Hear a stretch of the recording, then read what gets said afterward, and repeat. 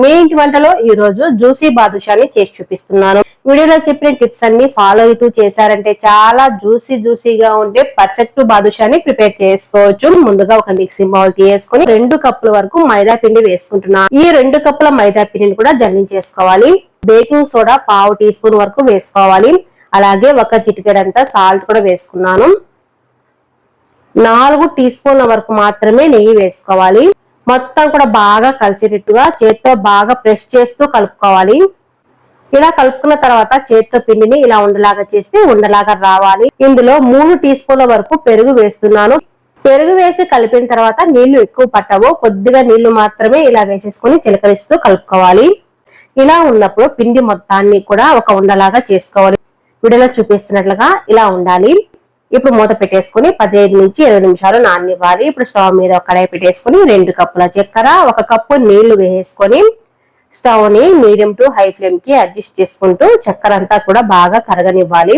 ఒక చిటికెడంతా కుంకుమ పువ్వు, అలాగే 1/2 టీ స్పూన్ యాలకుల పౌడర్ కూడా వేసుకొని ఇలా బాగా మరుగుతూ ఉన్నప్పుడు పాకాన్ని చెక్ చేసుకోవాలి. ఇక్కడ మనకు పాకం అనేది తీగ పాకం కూడా ఉండాల్సిన పని లేదు.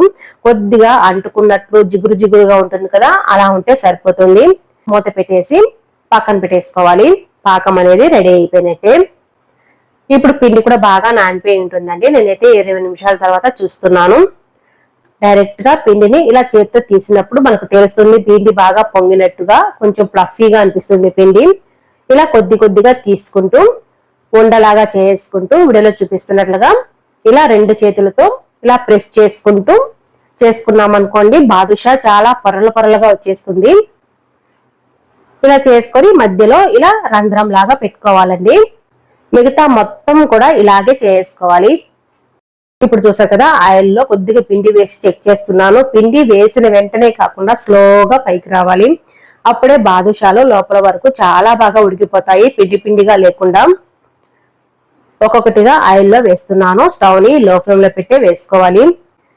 ఇప్పుడు కొద్దిగా మనకు పైకి తేలినట్టు కనిపిస్తున్నాయి కదా, అలాగే కొద్దిగా కలర్ కూడా మారినట్టు ఉంది కదా. ఇప్పుడు మరోవైపు తిప్పేసుకోవాలి. స్టవ్ ని లో ఫ్లేమ్ లో పెట్టేసుకొని ఇలా 2 వైపులా తిప్పుకోవాలి.